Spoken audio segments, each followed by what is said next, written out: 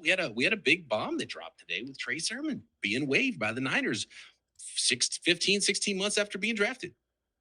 I think that the 49ers front office forgot the scheduled protocol.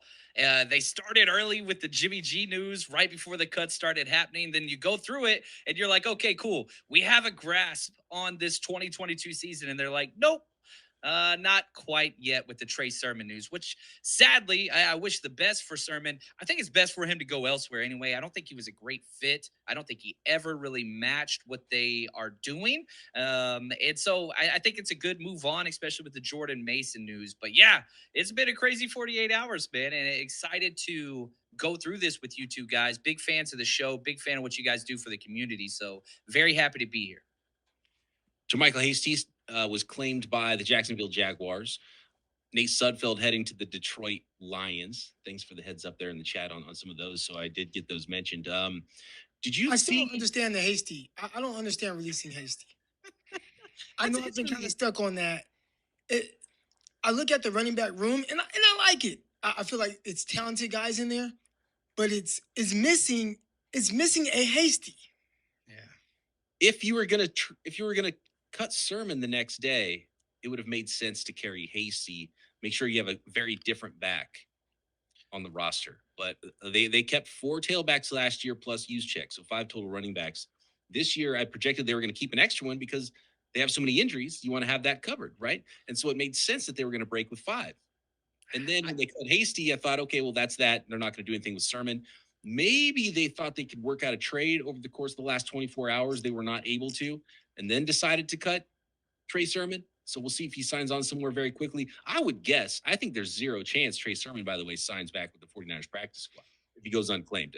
I'm sure he wants a fresh start somewhere, and he probably deserves it. And look, he was the 5th best, 6th best running back on the 49ers roster this preseason. Who do you guys think is going to be the third down guy now? Yeah, we saw Hasty last year kind of dominated that role. Is it going to be? I think it's Jeff Wilson. Yeah, we kind of saw it a few years ago. I think Elijah Mitchell could be the every down back, period. I think that might be what we see is that it's Elijah Mitchell all day, every day until he needs a rest. Then it's Jeff Wilson, who's the main back, short yardage work for Ty Davis Price, maybe. I don't even know if Jordan Mason can play special teams. Maybe he'll have to have a uniform on game days. Maybe he doesn't sometimes because they have a lot of players who can't play special teams. And that was something that they, was a priority this offseason, bringing a lot of guys in there. And I think that was one of the extra reasons that Jordan Mason was able to make the roster, because if you're going to be RB4, can you play special teams? And Jordan Mason can. And I think that Elijah Mitchell is a good enough receiving back that he can get the work. And I think Jeff Wilson's a good enough receiving back to get the work. And I think in the end, when the 49ers looked at Hasty, they thought, well, maybe he's a little bit better there, but is he good enough that we're not going to keep one of these other guys? And so that's why they said no to Hasty. I liked Hasty. I would have kept him, but I just still don't know how many touches there was going to be for him. And then Ray McLeod's your returner, so you don't really need Hasty there. It was just like, I thought Hasty was a better returner.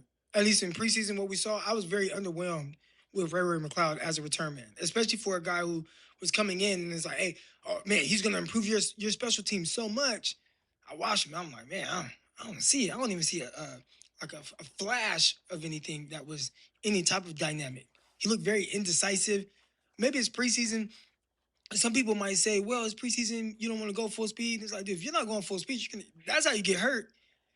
Mm-hmm. It looked a little weird. Hopefully, come week 1 against Chicago Bears, it looks different with him as a return guy.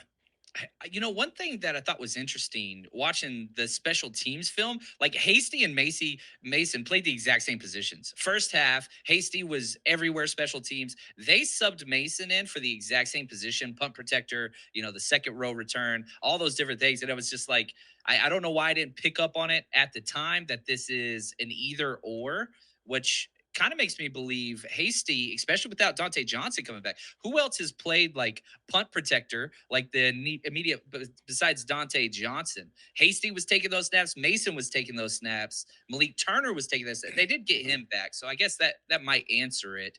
But who's going to be active on game day, right? Or do you call all 5 running backs with use check there? It's tough. And right now, if Mason is going to be that core special teamer, he's got to be up on game day. and you know your 1 and 2 are. So is Ty Davis Price, a rookie third rounder? Does he have sweats on game day? They not did a it to great look Sermon last year. for another third round running back, right? Not a great Oh, look. people are going to be Um, pissed. BSC in the chat brings up a great point about Jeff Wilson, not only hands, but a good pass blocker. And that's, if you want to be on the field on third downs, you have to be able to pass protect as well as catch.